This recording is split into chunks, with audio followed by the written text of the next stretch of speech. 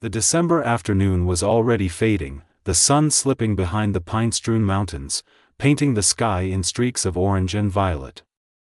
Catherine Walsh leaned against the driver's side of her SUV, rubbing her hands together against the chill and glancing at her phone.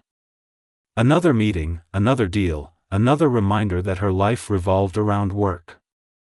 At 38, she had everything a woman could want on paper: a successful consulting firm, a swanky apartment in the city, respect, and recognition. But as the wind whipped through the rest stop parking lot, empty except for a few scattered cars, Catherine felt an ache she hadn't felt in years: loneliness. Then she heard it, a small, trembling voice calling, "Ma'am?" She turned to see a little girl, no older than 4, standing alone in a sparkly red dress far too thin for the December cold. Blue eyes wide, tears threatening, she whispered, "I can't find my daddy." In that instant, everything Catherine thought she knew about herself shifted. Career, schedules, plans, they all melted away. Because sometimes, fate doesn't come wrapped in spreadsheets or contracts.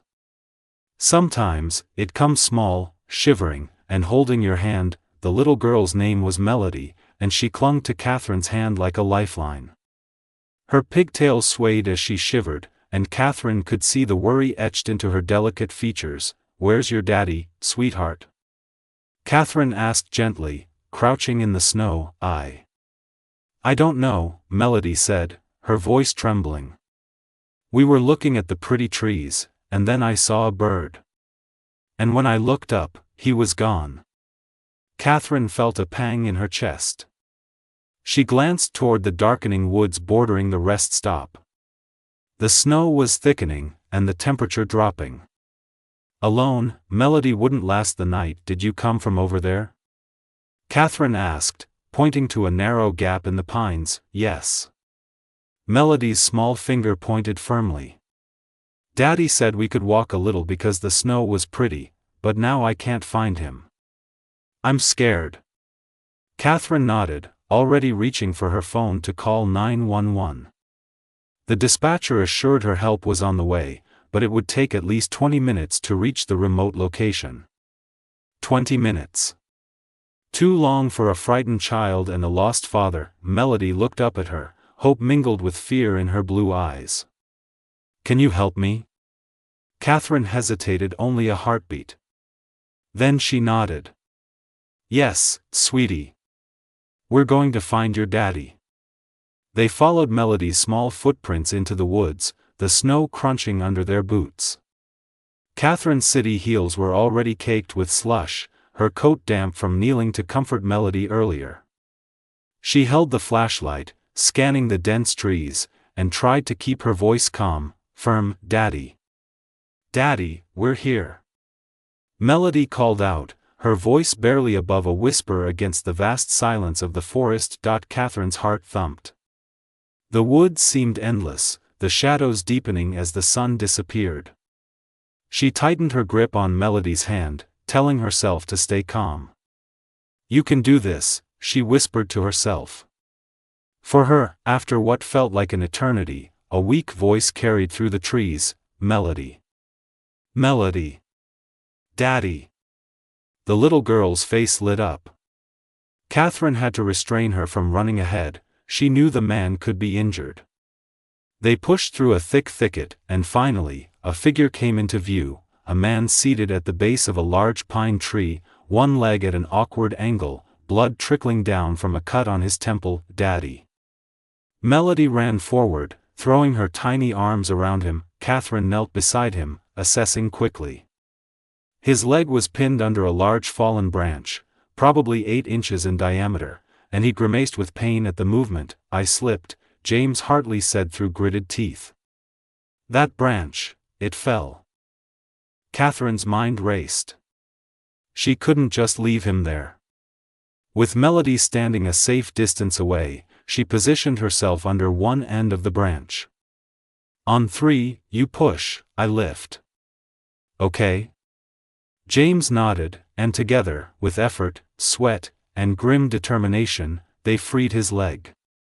The relief on James's face was immediate, the tension of fear giving way to gratitude. Melody clapped her hands, barely able to contain her excitement. They slowly began the trek back to the parking lot, Catherine supporting James as best as she could, Melody leading the way with the flashlight. The snow had turned heavier, but Catherine focused only on the path, the breathing, the steady rhythm of moving forward. "You didn't have to do this," James murmured, each step a sharp reminder of the pain he felt. "You're ruining your coat. You could have waited for help." Catherine shook her head. "Sometimes the right thing isn't the easy thing. You're lucky she found me, and I'm lucky I could be here for you." He looked at her, understanding dawning. "You're lonely," he said softly. Catherine froze for a moment. Then she nodded. "Yes. I've been. For a long time. I buried it in work. I thought achievement would fill the emptiness, but it doesn't. It never does." James smiled faintly, leaning heavily on her arm. "I know that feeling too. I throw myself into caring for Melody, but some nights, it's just the two of us. The house is too quiet." For a few minutes, they walked in companionable silence. Catherine's chest felt lighter than it had in years. She realized, with clarity, that what she had been missing wasn't success, it was connection. By the time they reached the parking area, emergency vehicles were arriving, their lights flashing against the darkening snow. Paramedics quickly took over, checking James and Melody, wrapping Catherine's scraped hands, and ensuring none of them were hypothermic. James managed a weak, grateful smile. "Catherine, thank you. I don't know how to repay you." "You don't have to," she said. But inside, she felt something shift, a warmth that had nothing to do with physical exertion. 2 days later, a message came. "This is James Hartley. Melody and I wanted to thank you again. We're home from the hospital. Would you come visit? Melody asks about you constantly." Catherine stared at the phone. She could have said no. She could have clung to her professional life, the boundaries she'd built. But something, Melody's trust, James's quiet gratitude, the connection she hadn't realized she was craving, told her otherwise. "I'd love to visit," she typed. The next day, Catherine pulled into a modest suburban driveway. Melody ran to meet her, throwing herself into a hug that nearly knocked Catherine over. James emerged on crutches, his leg in a cast, smiling despite the lingering pain. Inside, the house was alive with warmth and chaos. Children's drawings adorned every surface, and the scent of cookies baking mingled with the smell of coffee. They spent the afternoon together, decorating cookies, laughing, and sharing stories. Catherine felt something she hadn't felt in years, belonging. Over the next few months, Catherine became a regular presence in the Hartley household. Weekends, afternoons, school events, she was there, slowly weaving herself into their lives. Her career remained important, but it no longer defined her. She had discovered that connection, care, and love could be just as rewarding as any deal she'd ever closed. One evening, after Melody had gone to bed, Catherine and James sat on the porch. Stars dotted the clear night sky. "You asked me once if I was lost," James said softly. "Are you?"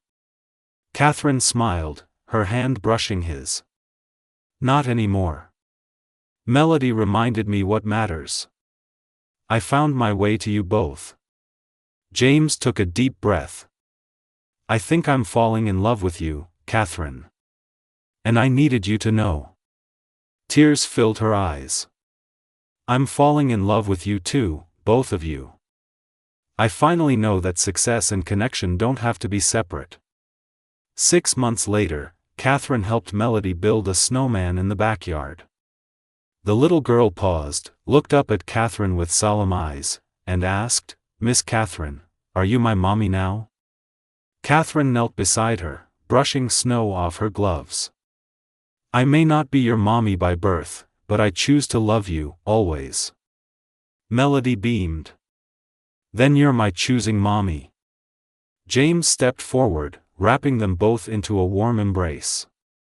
The snow glistened around them, but Catherine felt only warmth inside, the warmth of a home she had found, unexpectedly, when a little girl reached for her hand, and in that moment, she understood the truth she had always been running from: sometimes, the person you save ends up saving you.